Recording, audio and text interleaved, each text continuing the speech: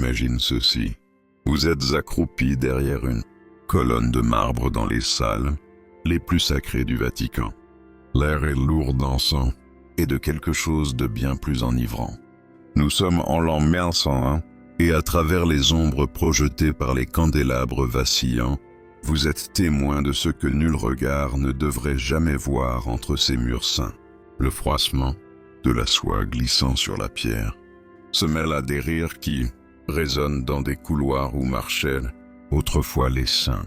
Votre cœur tambourine dans votre poitrine lorsque vous comprenez que vous êtes sur le point d'assister à la soirée la plus scandaleuse de toute l'histoire papale. Une orgie si dépravée qu'elle ferait rougir de honte même les Romains de l'Antiquité. L'air d'octobre transporte l'odeur de châtaigne rôtie à travers les appartements du Vatican. Mais ce soir, ces humbles fruits deviendront les accessoires d'une mise en scène qui souillera à jamais la réputation de l'Église catholique. Dans les appartements privés de Cesare Borgia, fils du pape Alexandre VI, 50 courtisanes se préparent pour une nuit qui sera consignée dans le journal le plus secret de la Rome de la Renaissance, conservé dans les archives du Vatican pendant des siècles comme une confession interdite enfouie sous des couches de prières pieuses. Avant de plonger dans ces histoires oubliées de survie et de souffrance, si vous aimez découvrir les vérités cachées de l'histoire, pensez à liker cette vidéo et à vous abonner pour plus de contenu comme celui-ci. Et n'hésitez pas à commenter ci-dessous pour me dire d'où vous écoutez. Je trouve incroyable que nous explorions ensemble ces récits anciens depuis différentes régions du monde, reliés à travers le temps et l'espace par notre curiosité commune pour le passé. L'homme qui allait devenir connu comme le pape le plus dépravé de l'histoire naquit Rodrigo de Borja le 1er janvier 1431 dans la ville espagnole de Xàtiva, près de Valence. La poussière des routes espagnoles s'accrochait à ses souvenirs d'enfance.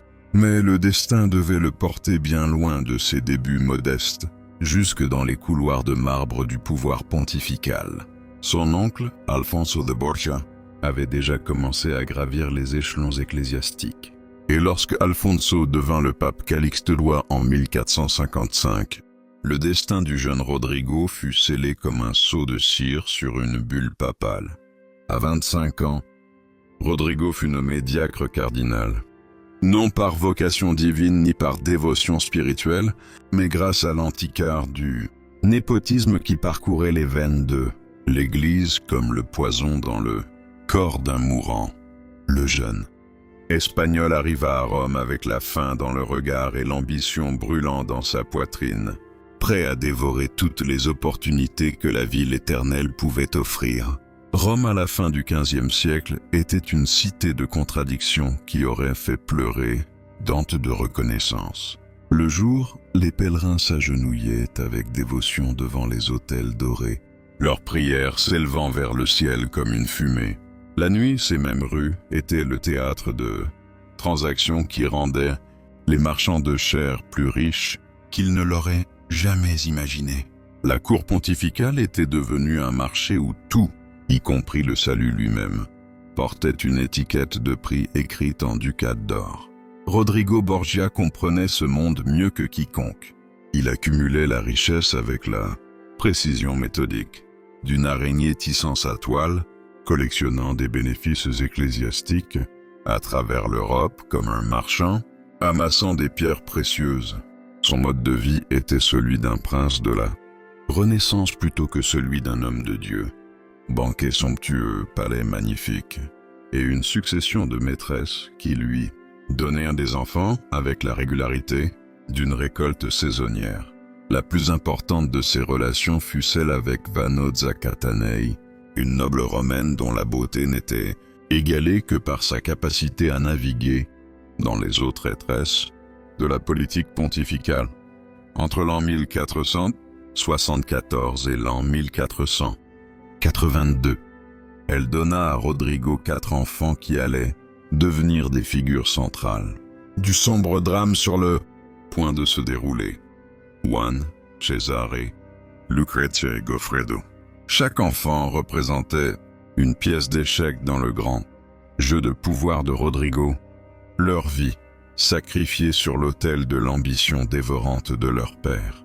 Même en tant que cardinal, le comportement de Rodrigo scandalisait Rome, ce qui n'était pas un mince exploit dans une ville où le scandale était aussi courant que le pain du matin. Le pape Pie II lui écrivit en l'an 1460 une lettre cinglante, condamnant une conduite ancienne qui avait choqué toute la ville et la cour. Mais la honte était un luxe que Rodrigo ne pouvait pas se permettre. Il avait une papauté à conquérir, et les scrupules moraux étaient pour lui des obstacles à surmonter plutôt que des principes à respecter. Le conclave de 1492 se déroula comme une danse, soigneusement chorégraphiée, de corruption.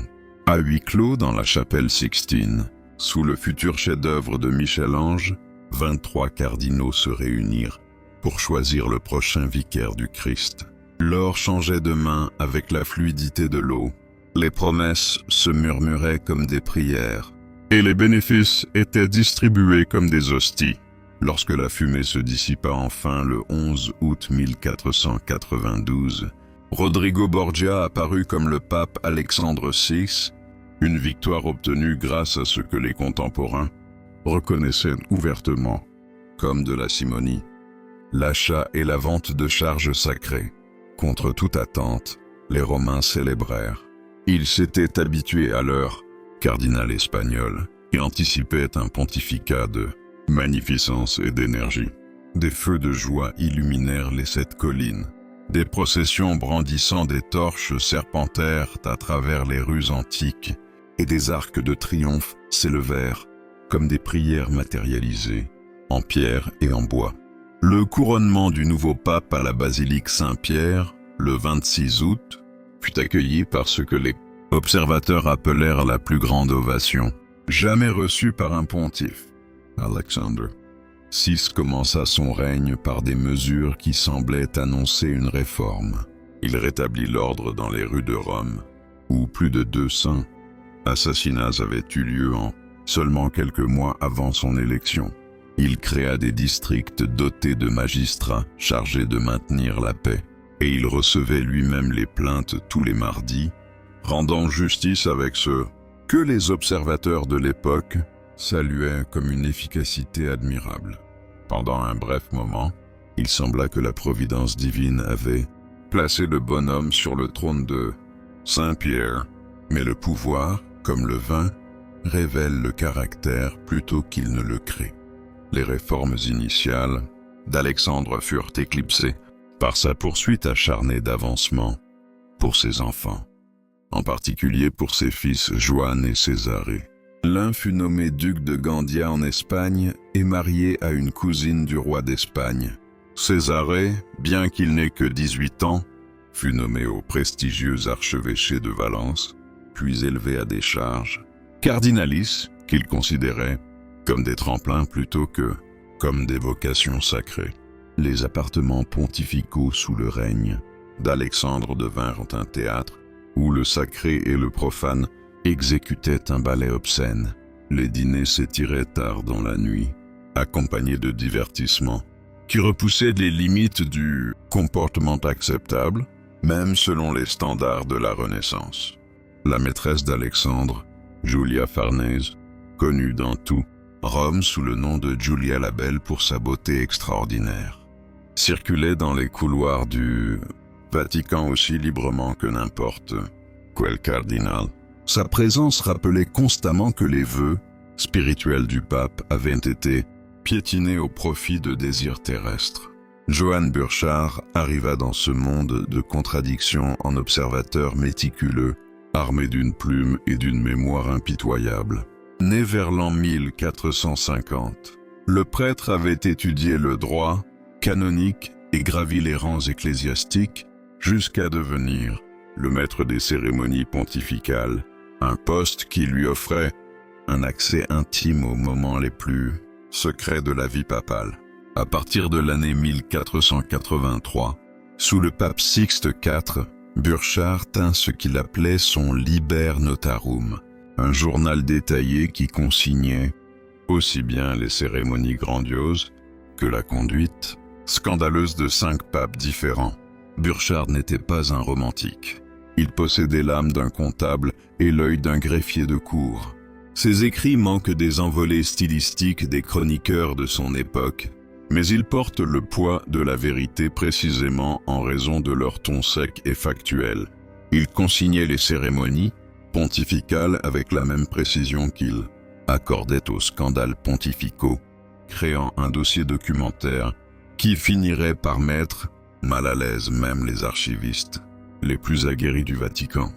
Le maître des cérémonies occupait une position unique dans la hiérarchie papale, ni suffisamment haut placé pour participer à la corruption, ni assez bas pour être exclu des événements qui la révélaient. Comme une ombre projetée par la lumière d'une bougie, il se déplaçait dans les espaces les plus privés du Vatican, observant tout en donnant l'impression de ne compter pour presque rien. Les cardinaux se confiaient à lui pour des questions cérémonielles et oubliennes. Sa présence lors de moments où la discrétion aurait pourtant dû prévaloir. Cette invisibilité devint son atout le plus précieux en tant que chroniqueur des vices pontificaux. À la fin des années 1490, le comportement de la famille Borgia commençait à attirer l'attention négative de toute l'Europe. Le fils aîné d'Alexandre, Juan, était devenu duc de Gandia, mais son caractère se révéla aussi corrompu que son élévation était imméritée. Des récits circulaient sur la cruauté de Juan, ses excès sexuels et son incompétence en tant que commandant militaire. Le fils prodige de la dynastie, Borgia était en train de devenir un fardeau que même son père dévoué ne pouvait plus ignorer. Les événements du 14 juin 1497 changèrent tout. Le corps de Juan fut découvert flottant dans le fleuve Tibre, la gorge tranchée et le corps portant 9 blessures. Le meurtre provoqua une onde de choc à travers Rome et frappa Alexandre d'un chagrin si profond que les observateurs se demandèrent si la justice divine ne s'était pas enfin abattue sur la famille Borgia. Pendant 3 jours et 3 nuits, le pape refusa nourriture et sommeil. Il pleurait derrière des portes closes comme un homme brisé, plutôt que comme le puissant pontife qui avait autrefois intimidé des rois. Dans son angoisse, Alexandre annonça un programme de réforme de l'Église. Il appela à des mesures pour restreindre le luxe de la cour pontificale, réorganiser la chancellerie apostolique et supprimer la simonie ainsi que le concubinage. Pendant un bref instant, il sembla que la tragédie personnelle pourrait accomplir ce que des années de critiques n'avaient pas réussi à réaliser. Une commission de cardinaux et de canonistes commença à rédiger des ordonnances qui anticipaient les réformes du Concile de Trente, encore à des décennies dans le futur. Mais le deuil, comme tout le reste dans le caractère d'Alexandre, s'avéra temporaire. En quelques mois, les propositions de réforme furent oubliées, rangées comme de gênantes lettres d'amour de jeunesse. L'attention du pape se tourna vers ses enfants survivants, en particulier Césarée, dont la volonté de faire et l'ambition impitoyable allaient désormais guider l'agenda familiale. Si Juan avait été le cœur d'Alexandre, César était son épée, tranchante, froide et entièrement dépourvue de conscience. Césarée possédait un magnétisme qui attirait aussi bien les admirateurs que les ennemis. Grand, beau, doté d'une intelligence frôlant le génie, il avait initialement été destiné à l'Église comme son père, mais ses talents résidaient davantage dans la guerre et l'art de gouverner que dans la théologie. Il renonça à son cardinalat en l'an 1498, devenant le premier cardinal de l'histoire à abandonner volontairement sa charge sacrée pour se tourner vers le pouvoir séculier.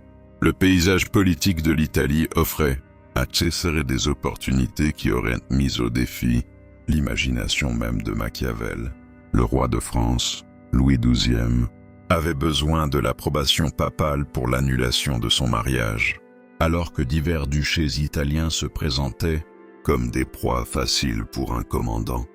Suffisamment impitoyable, Alexandre vit dans ces circonstances une occasion de créer un royaume pour son fils, même si cela impliquait de s'allier à des envahisseurs étrangers contre d'autres Italiens.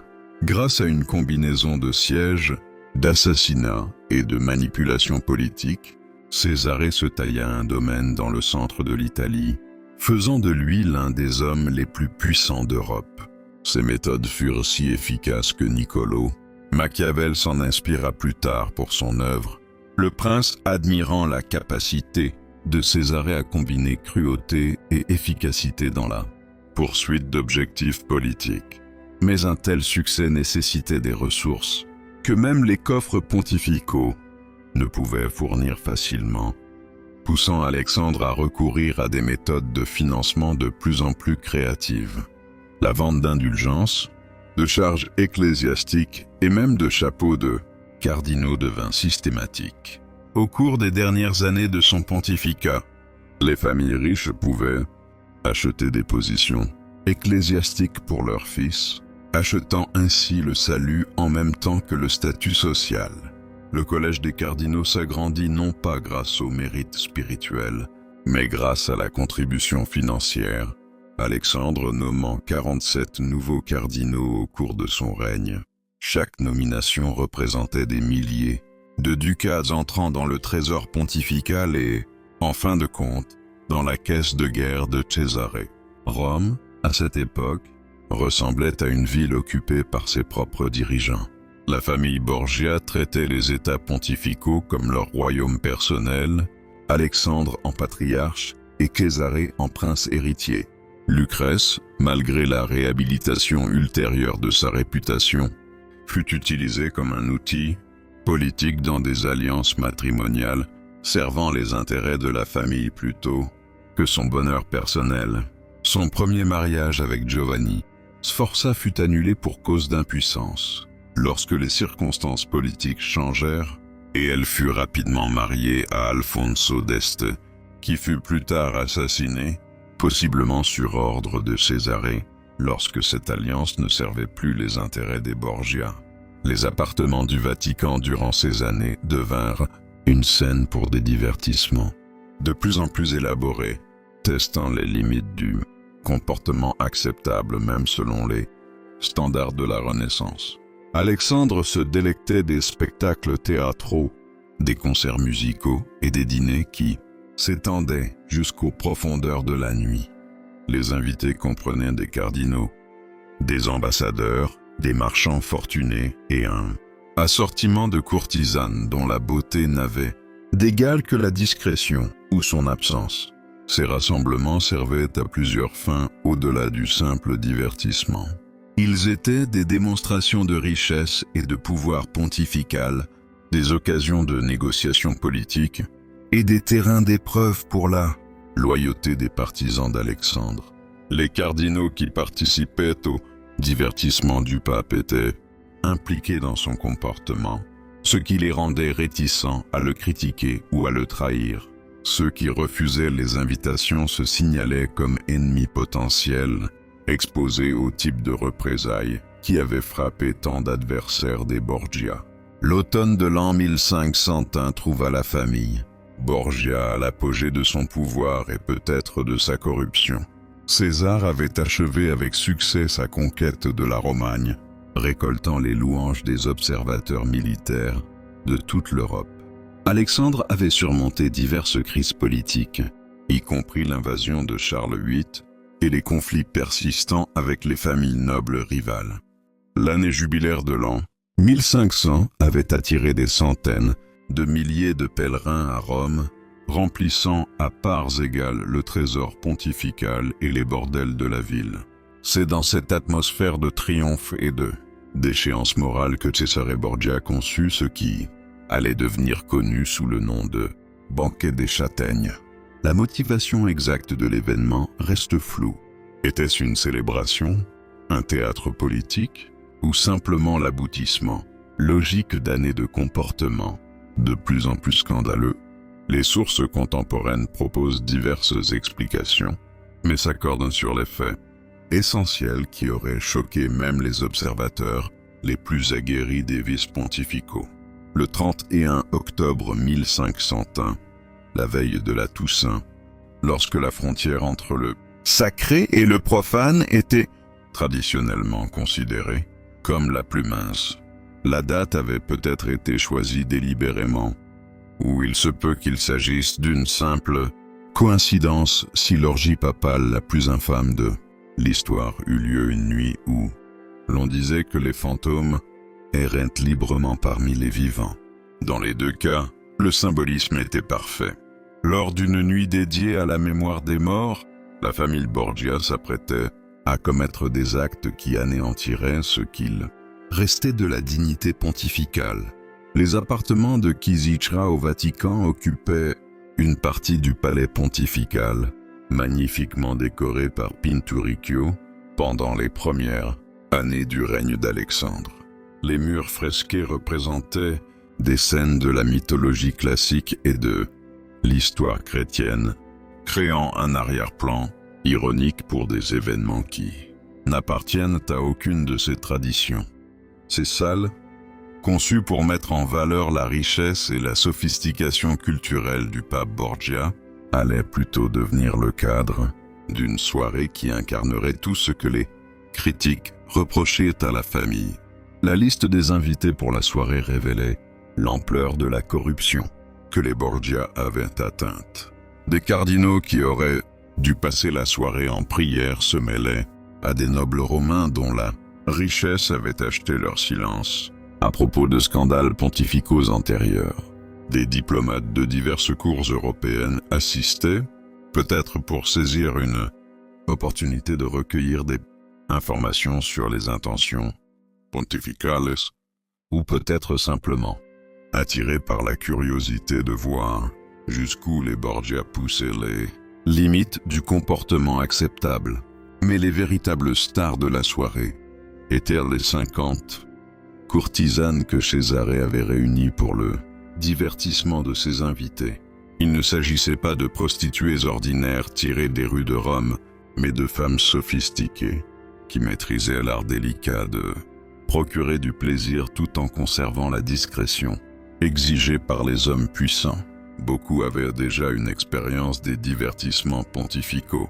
Elles connaissaient les règles du jeu et les récompenses qui attendaient, celles qui plaisaient à leurs clients influents.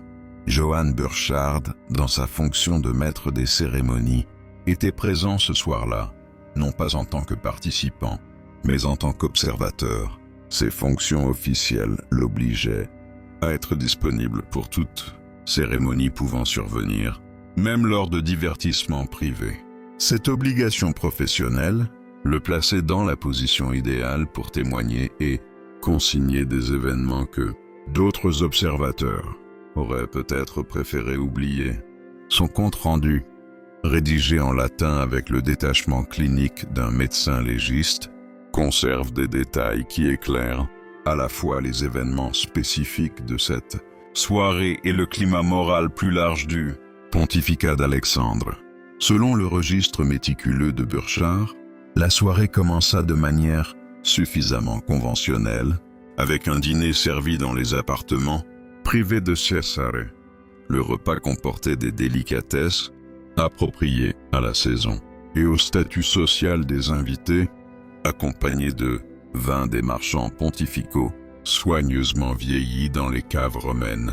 La conversation coulait aussi aisément que le vin, abordant la politique, les campagnes militaires et le mécénat artistique, des sujets qui permettaient à l'Assemblée de démontrer sa sophistication et son raffinement culturel. L'atmosphère commença à changer lorsque les serviteurs débarrassèrent les assiettes et que le véritable divertissement de la soirée commença. Les 50 courtisanes, vêtues de soie et de velours, soigneusement choisies pour mettre en valeur leurs attributs physiques, commencèrent à danser pour les invités réunis. La musique fournie par des musiciens jurés au secret sur le déroulement de la soirée créait des rythmes qui encourageaient des mouvements de plus en plus intimes. Ce qui suivit défia même les définitions larges du comportement acceptable qui avait évolué durant le pontificat d'Alexandre. Comme Burchard le consigna avec sa précision habituelle, les femmes dansaient d'abord vêtues, mais au fur et à mesure que la soirée avançait et que le vin continuait de couler, les vêtements furent progressivement retirés jusqu'à ce que les artistes se produisent complètement nus. Cette transformation, passant d'un divertissement conventionnel à une exhibition explicite, se fit assez progressivement pour que les invités puissent ajuster leur niveau de confort, mais assez décisivement pour que nul ne puisse prétendre ignorer la direction finale de la soirée. Le clou du divertissement de la soirée impliquait les châtaignes qui donnèrent son nom au banquet. Les serviteurs retirèrent les candélabres des tables à manger et les placèrent sur le sol, autour de la salle, créant des mares de lumière vacillantes séparées par des zones d'ombre. Les châtaignes étaient dispersées sur le sol entre ces sources de lumière, et les courtisanes n'eussent reçurant l'instruction de ramper à quatre pattes pour les ramasser. Leur corps était illuminé par la lumière des bougies, tandis qu'elles progressaient à travers ce parcours d'obstacles improvisés. Le pape Alexandre VI, selon le récit de Burchard, observait ces événements depuis un siège d'honneur, accompagné de Césarée et de Lucrèce. La présence de la fille du pape à un tel événement a intrigué les historiens pendant des siècles. Était-elle une participante volontaire à la corruption familiale ou une victime de circonstances dépassant son contrôle? Les sources contemporaines offrent des interprétations contradictoires, mais toutes s'accordent sur le fait qu'elle était présente lorsque la soirée atteignit son paroxysme de dégradation. La phase finale du divertissement impliquait des compétitions entre les invités masculins pour déterminer qui pouvait avoir des relations sexuelles avec le plus grand nombre de courtisanes. Des prix étaient offerts, tuniques de soie, chaussures, chaperons et autres articles de luxe représentant une valeur considérable, à une époque où ces biens étaient en grande partie faits à la main.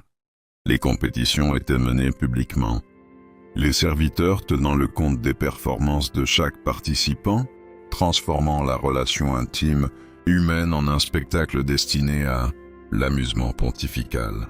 Le récit de Burchard de ces événements fut conservé dans les archives secrètes du Vatican, scellé à l'abri de la vue du public pendant des siècles.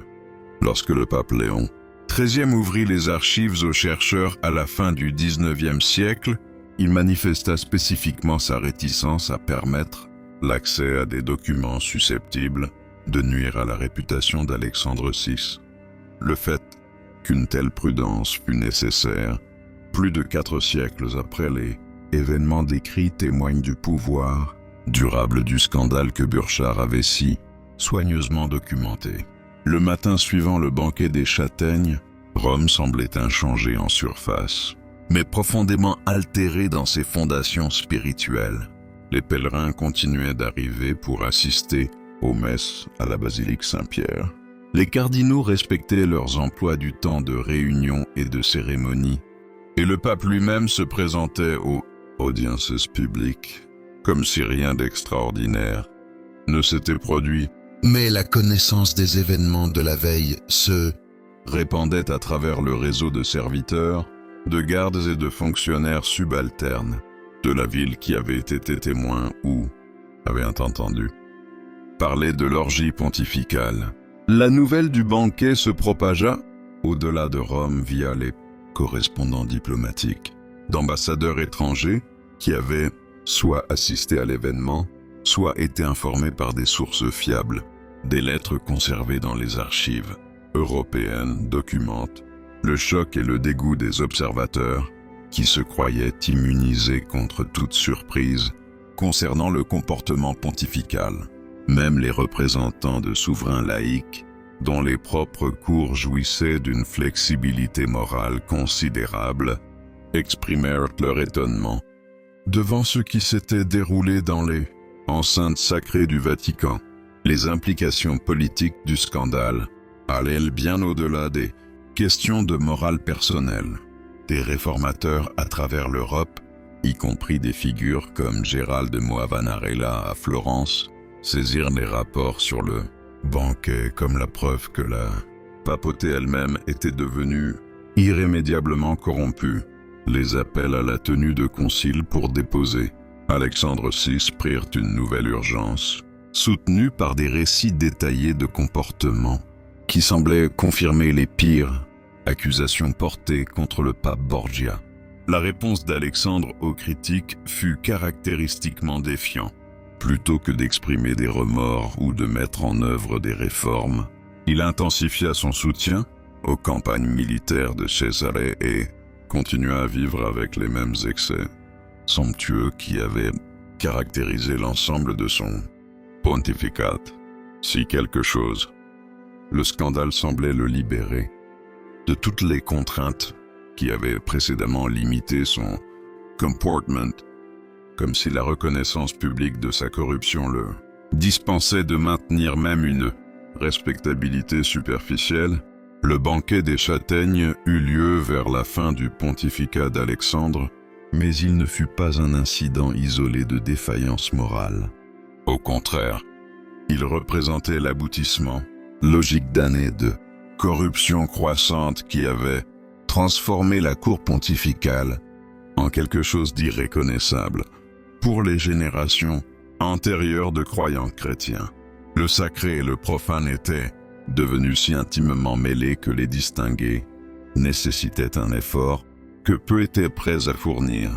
La carrière de Cesare Borgia continua de prospérer immédiatement après le scandale, suggérant que l'indignation morale avait peu d'impact sur les calculs politiques dans l'Italie de la Renaissance. Ses succès militaires continuaient de lui valoir l'admiration d'observateurs qui appréciaient l'efficacité indépendamment du caractère personnel de ceux qui la réalisaient. L'analyse ultérieure de Machiavel sur les méthodes de César séparait explicitement l'habileté politique de la vertu morale, affirmant que les souverains qui réussissent doivent être prêts à employer tous les moyens nécessaires pour atteindre leur fin. Mais un succès bâti sur de telles fondations s'avéra temporaire. Alexandre VI mourut le 18 août 1503, possiblement de la malaria, mais entouré de rumeurs d'empoisonnement, reflétant l'atmosphère de suspicion et de violence qui avait caractérisé son règne. Sa mort eut des conséquences immédiates pour ses enfants. Le soutien politique de Césarée s'évapora sans la protection pontificale, et il mourut en combattant comme mercenaire ordinaire en Espagne seulement 4 ans plus tard. Lucrèce survécut pour devenir duchesse de Ferrare, mais sa vie ultérieure fut éclipsée par les scandales de sa jeunesse et la réputation notoire de sa famille. Le nouveau pape, Jules II, refusa d'occuper les appartements Borgia où le banquet des châtaignes avait eu lieu. Il s'installa dans des pièces à l'étage supérieur qu'il commanda à Raphaël de décorer avec des fresques qui deviendraient parmi les œuvres les plus célèbres de l'histoire du Vatican. Ce déplacement physique symbolisait une tentative plus large de distancer la papauté des échecs moraux du règne d'Alexandre. Bien que les dommages à la réputation pontificale se révélassent plus difficiles à réparer que des appartements endommagés, l'évaluation historique du banquet des châtaignes a varié selon le climat moral et politique des époques suivantes. Les historiens catholiques du XIXe et du début du XXe siècle contestèrent souvent l'exactitude du récit de Burchard, affirmant qu'un témoin fiable n'aurait pas pu documenter un comportement aussi extrême ou que des interpolations ultérieures avaient corrompu le texte original. Les historiens protestants, au contraire, accueillirent volontiers le scandale comme une preuve soutenant leur critique de l'autorité pontificale et des prétentions catholiques au leadership moral. Les historiens modernes acceptent généralement l'exactitude fondamentale du témoignage de Burchard tout en le replaçant dans le contexte plus large de la culture italienne de la Renaissance. Ils notent que les exhibitions sexuelles et les divertissements publics impliquant des prostituées n'étaient pas rares parmi les dirigeants séculiers de l'époque, ce qui rendait le comportement d'Alexandre choquant principalement en raison de sa position de chef de l'Église catholique, plutôt que parce que de telles conduites étaient inconnues de la société contemporaine. Le cadre architectural du banquet ajoute une autre couche d'ironie historique aux événements de cette soirée d'octobre. Les pièces où l'orgie eut lieu avaient été décorées par Pinturicchio avec des fresques représentant des épisodes de la mythologie classique et de l'histoire chrétienne. Les anciens dieux et les saints regardaient depuis les murs, peints tandis que se déroulaient des scènes qui auraient scandalisé à la fois les sensibilités païennes et chrétiennes, créant un commentaire visuel sur la distance entre les idéaux artistiques et la réalité humaine. Les investigations archéologiques menées dans les appartements du Vatican ont révélé des détails sur leur configuration physique qui contribuent à expliquer comment de tels événements purent se produire au sein même du palais pontifical. Les appartements Borgia avait été conçus avec de multiples chambres reliées par des couloirs, permettant à la fois des cérémonies publiques et des divertissements privés. L'insonorisation entre les pièces faisait que les activités d'un espace pouvaient ne pas être audibles dans les salles adjacentes, offrant l'intimité nécessaire au comportement de plus en plus extrême d'Alexandre. La préservation du journal de Burchard dans les archives secrètes du Vatican soulève des questions sur la relation de l'Église avec sa propre histoire. Pendant des siècles, ces documents restèrent scellés, accessibles seulement à une poignée de chercheurs ayant reçu une autorisation spéciale des autorités pontificales. La décision de conserver de tels dossiers, tout en restreignant l'accès, suggère une reconnaissance de leur importance historique mêlée à une certaine gêne quant à leur contenu. Des témoignages contemporains, provenant d'autres sources que Burchard, fournissent des preuves corroborantes d'au moins une version des événements décrits. La correspondance diplomatique de l'époque contient des allusions à des divertissements pontificaux qui franchissaient les limites du comportement acceptable, bien que peu de sources offrent les détails explicites qui rendent le récit de Burchard si saisissant. La convergence de multiples témoignages allant dans des directions similaires renforce la légitimité d'accepter la base historique du banquet des châtaignes. L'impact de ce scandale sur l'histoire pontificale ultérieure ne peut pas être mesuré uniquement en termes de conséquences politiques immédiates.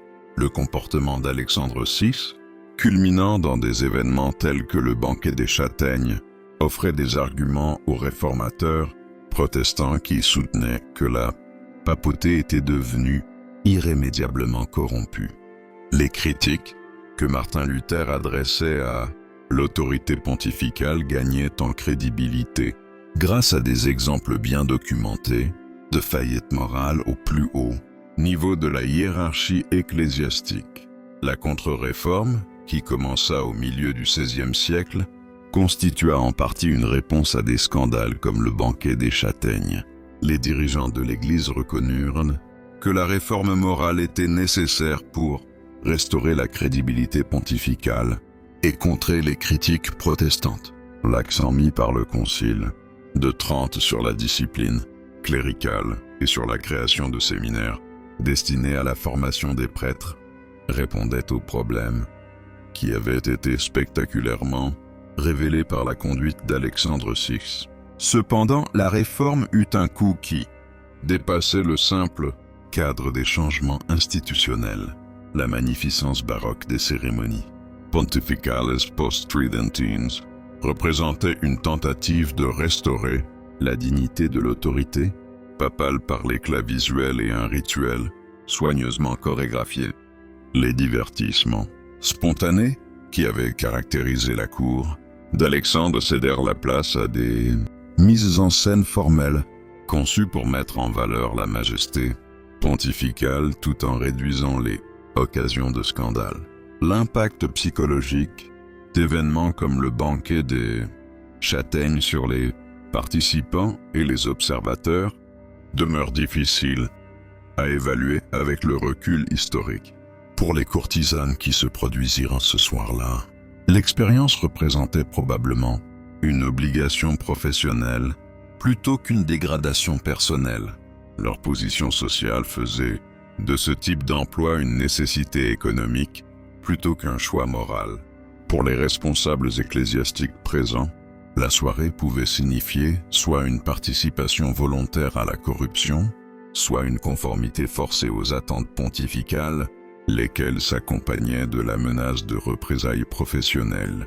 La réaction de la population romaine face à la connaissance du comportement pontifical révèle la complexité de la relation entre l'autorité religieuse et la foi populaire. Malgré une conscience répandue des manquements moraux d'Alexandre VI, les pèlerins continuaient d'affluer à Rome, les messes continuaient d'être célébrées et le système sacramentel continuait de fonctionner. Cela suggère que le catholicisme populaire avait développé une sophistication théologique suffisante pour distinguer entre la dignité personnelle des responsables ecclésiastiques et la validité de leurs fonctions religieuses. Le banquet des châtaignes représente bien plus qu'un simple incident isolé de mauvaise conduite pontificale. Il met en lumière la transformation plus large de l'Italie de la Renaissance, qui passe de la chrétienté médiévale au système étatique de l'Europe moderne naissante. Le comportement d'Alexandre VI reflétait les valeurs des princes séculiers qui utilisaient le luxe et le spectacle pour démontrer leur pouvoir. Mais sa position de guide spirituel du christianisme catholique créait des contradictions qui s'avérèrent finalement intenables. La soirée du 31 octobre 1501 constitua ainsi un moment charnière de l'histoire pontificale, l'instant où la tension entre l'autorité spirituelle et le pouvoir temporel atteignit une crise exigeant une résolution. Le scandale obligea les papes suivants à choisir entre la magnificence mondaine et la crédibilité morale, un choix qui allait façonner le développement de l'Église catholique pendant plus de 5 siècles. Lorsque nous regardons en arrière, à travers plus de 5 siècles, vers cette soirée éclairée à la chandelle dans les appartements du Vatican, nous y voyons le reflet de la lutte éternelle de l'humanité entre aspirations sacrées et désirs profanes. Les châtaignes éparpillées sur les sols de marbre des chambres pontificales étaient de modestes fruits devenus symboles de la chute possible de la dignité humaine lorsque le pouvoir échappe à toute contrainte morale. Dans un monde où de tels contrastes existent toujours, où les guides spirituels manquent parfois à leurs fidèles, où le pouvoir corrompt même ceux qui sont appelés à servir des objectifs plus élevés, le banquet des châtaignes demeure à la fois un scandale historique et un avertissement durable.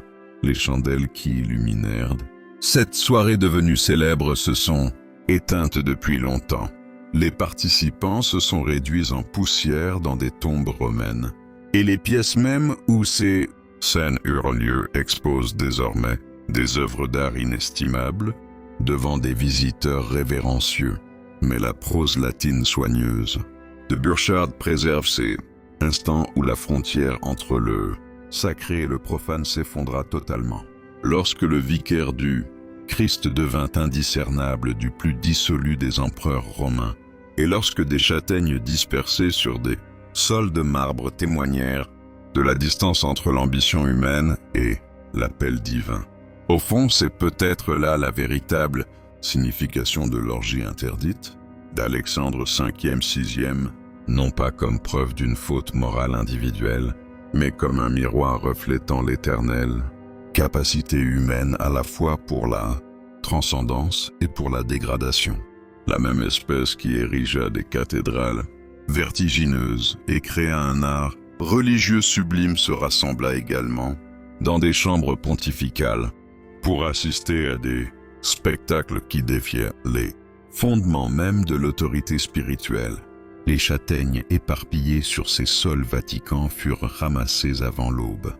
Mais les questions qu'elles symbolisent sur le pouvoir, la foi et la nature humaine continuent de se disséminer sur les planchers de l'histoire, attendant que chaque génération décide ce qu'elle fera de l'héritage laissé par le pape le plus dépravé ayant jamais prétendu détenir les clés du ciel.